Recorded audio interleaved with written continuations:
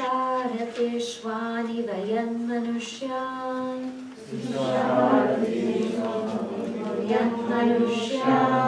neniyate bhishu bhivarjina iva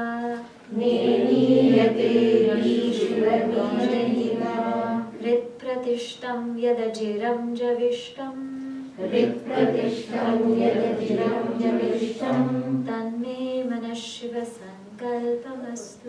Tanme mana Shiva sankalpamastu Susharateshvani vayan manushyan neniyate bhishu bhivarjina iva Rit pratishtam yadajiram javishtam Tanme mana Shiva sankalpamastu.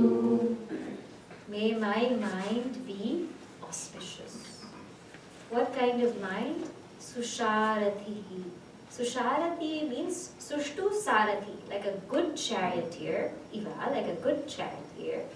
Yan manushyan, that controls, that like a good charioteer. Neniyate, these men, neniyate, they control abhishubhi varjina iva. They control with the abhishubhihi, the reins. Varjina, those fast moving horses, they control them. Rit pratishtam, well established in the heart. Yat ajiram, that ageless. Javishtam, very fast. Tanme mana Shiva sankalpamastu. So may my mind be that good charioteer that guides men. Like how? Like the charioteer guides horses. And that mind which dwells within is ageless and fast. May that mind have auspicious thoughts. So what do we mean here? So in Kathopanishad it says that the body is like a chariot. Okay?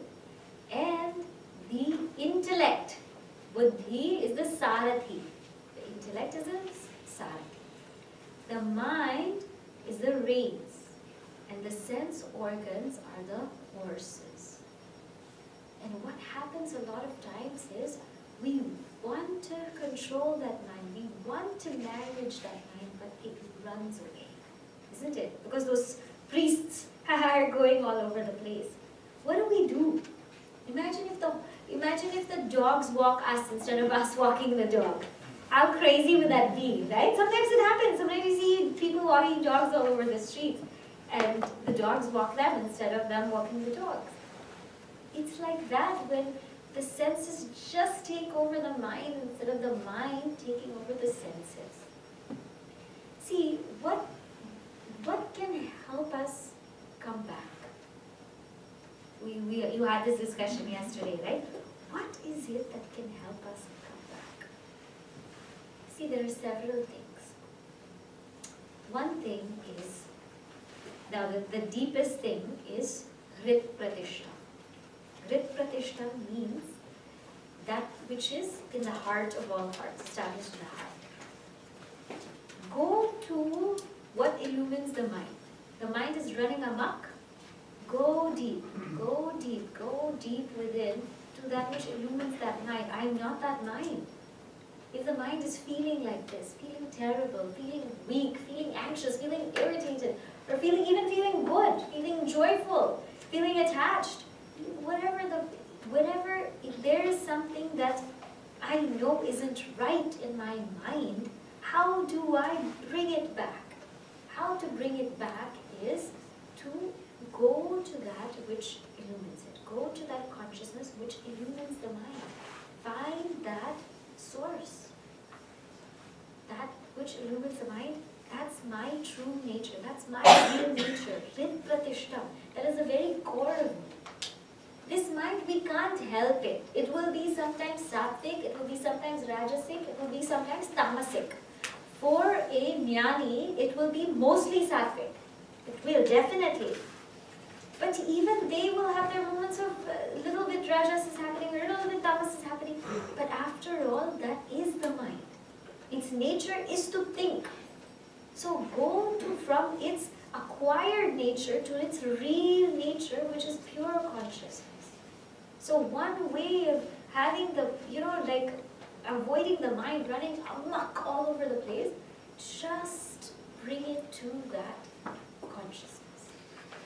takes a lot of practice. This isn't come, like how do you, it is something that we have to keep doing, or even if we say I'm Sakshi, I'm just the witness of it, we have to just keep doing that. But for some people, that doesn't work. It's just too hard. How do you do that? What do you mean? Isn't it? So then it says, then another way is to have a mantra. A mantra can bring us back. Whether it's Tanme Mana SivaSankalpaSuktam. Like, I shouldn't think inauspicious. Let me think of auspicious. Whether it's that or whatever your mantra is, whatever you feel very connected with, then that can bring us back to an auspicious frame of mind. Just by its vibration, just by its sound. When we're listening to the priest, chant and everything, just its auspiciousness, there is something very auspicious about it. It can bring us back if we tune into those words. What else can bring us back is breath. And I talked about this in the first class. How breath and mind are very, very controlled. Not controlled, connected. So sometimes mind is running amok. Now I'm not in the frame of mind to go beyond the mind. I'm not there. Mantra, I don't have a mantra. It's just, I don't know what works for me. Then just breathe. Just take a deep breath. Just slow down. Just say, wait, hang on a second. Should I really do that? Is it okay to really do that? Just follow one's breathing and the mind becomes slow, and then we figure out what to do. The other thing is, we have to tempt the mind. The mind doesn't like the word no. It doesn't, right? When we're doing something and we're not supposed to do, the mind doesn't like the no, don't do it. No, no, no. Nobody likes it, right? What we have to tell the mind is, this is better. This is way cooler than that. We just have to just trick that mind, For a very slight example, your food, let's say you have fruit versus some junk food. The mind is like, I want junk food. So instead of telling the mind no, just say, hey, this is better for you. You like it more. Try it. We're so good at advertising, marketing campaigns and all of that. We have to also have for our mind. We also have to have for our mind, like, this is better for you. Do it. So by these methods, the mind can come together. The mind can come into play. It is that this shifting the attention is what really happens or what really works when I can't take it. Because it's just that 1 second. We're tempted to do something we shouldn't do. It's just that 1 second, 1 second. If we can shift the mind to something better and keep it there, then wow, that mind is Shiva. And because I told you, when we repeatedly think of something, we do it. We have a piece of chocolate. I'm not going to eat it, I'm not going to eat it, I'm not going to eat it. We're going to eat it. Right? That doesn't work. It has to be like, there's a piece of chocolate. Fruit's better. Eat that. But in a while, then right away we have to make that shift. It becomes hard. But by practice, we can do it. So this way, the senses become controlled. We become the Sarathi, and we're able to lead the mind. It says, in chapter 6 of Bhagavad Gita, which mind is your best friend? The mind that's under your control. Which mind is the worst enemy? The mind which is not under our control. Right? And as I said earlier, the best thing is the natural kind of inspiration, wherein we have a high ideal and it automatically happens. But that doesn't happen all the time. So if that doesn't happen, then we have to find our own methods. And by the way, we have to see what works with us. We have to watch and test the mind and see. And in this aspect, I had also told you about introspection, if you remember, in self-unfoldment. that ability to reflect on what's happening, right? That's another way for us to really calm down the mind, because what happens in life is we make the same mistakes again and again, and we all know this. It's because our reflection capacity is lacking. We have reading capacity. We can read, but reflection is very minimal. So why Gurudev said yesterday, if you remember what he said, is read one mantra. Read one mantra and try 3 times. Yeah? He didn't say read so many mantras. He said read one mantra 3 times. Right? Because actually we should read less. Anybody can finish a book. But it's only those who reflect on the book that can make changes in their lives. We can read so many books, we can have libraries in our home, anything.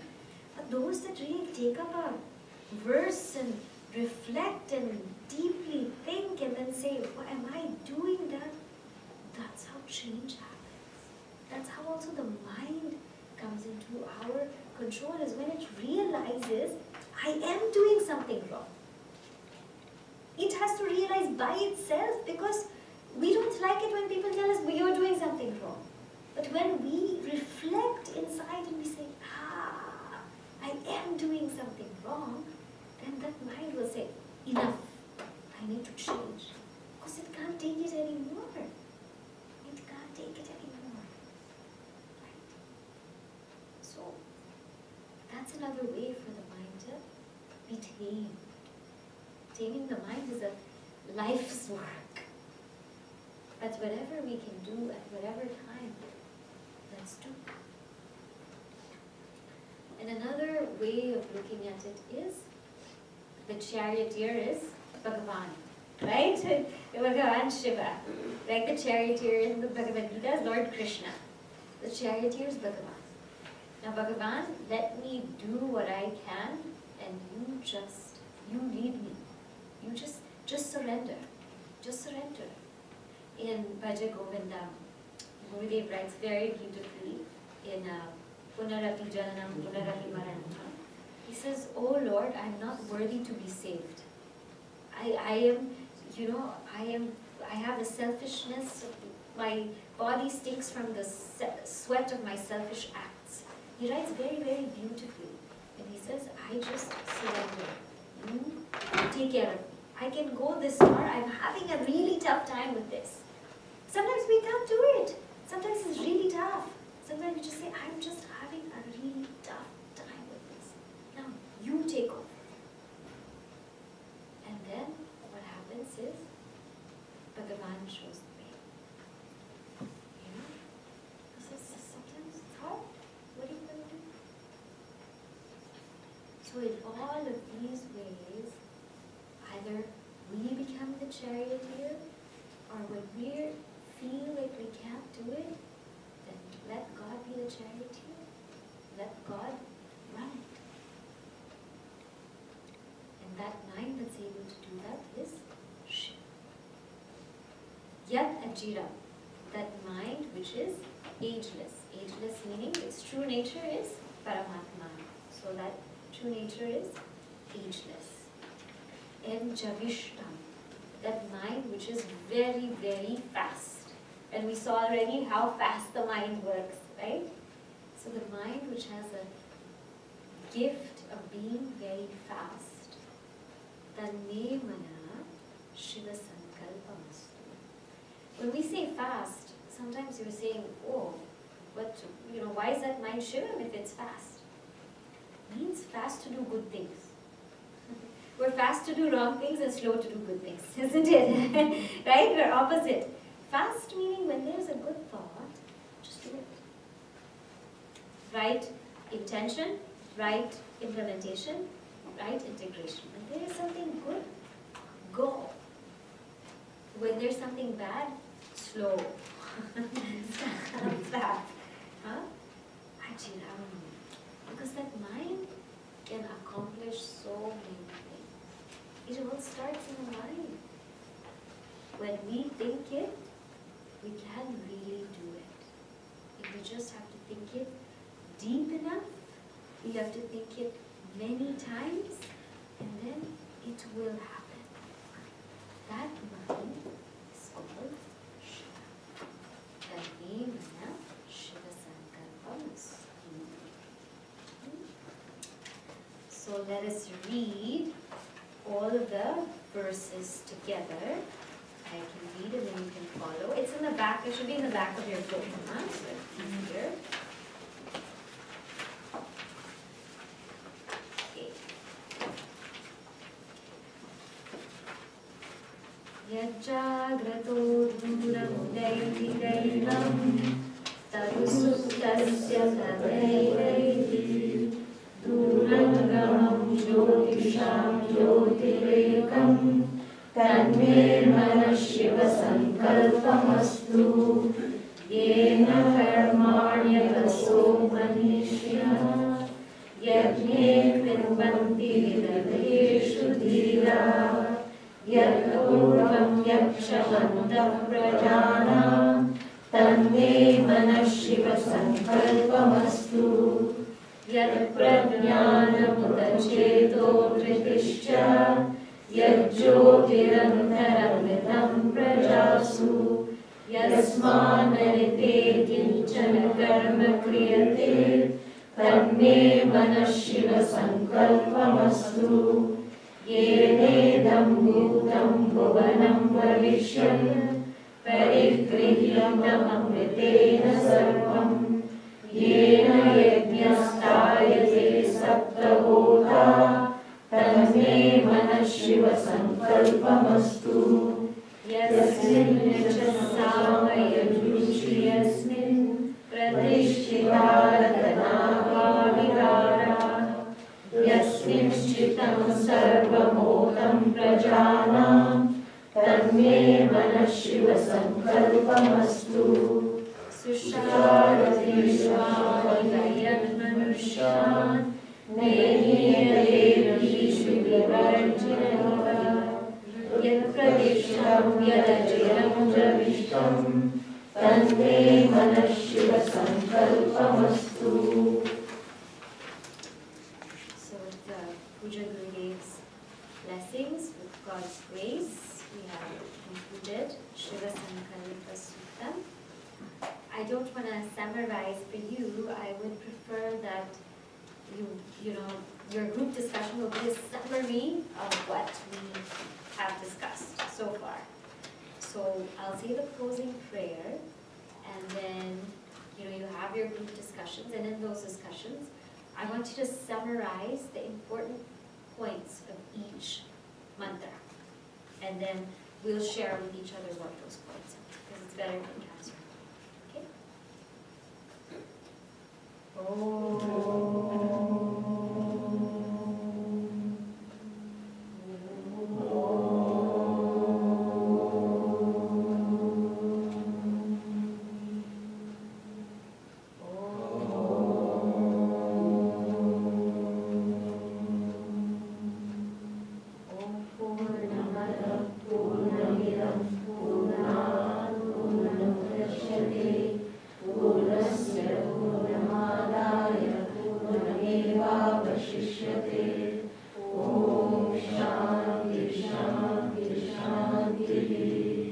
Hari Om